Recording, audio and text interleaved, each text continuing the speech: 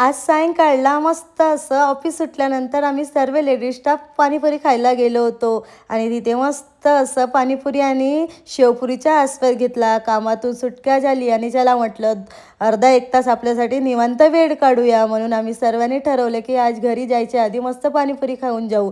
मग मी घरी येताना मँगो घेऊन आली होती लोणच्याची. मी तुम्हाला एका व्हिडिओमध्ये माझ्या घरी बनवलेला लोणचा दाखवला होता.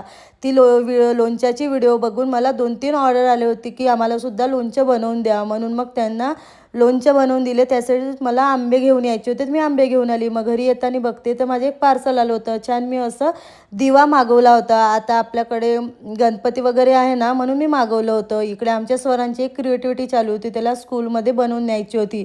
त्याचे इकडे बनवत असताना इकडे अन्वयची मधात लुडबुड चालू होती. तुमच्याकडे पण असं खोडकर मुलगा आहे का?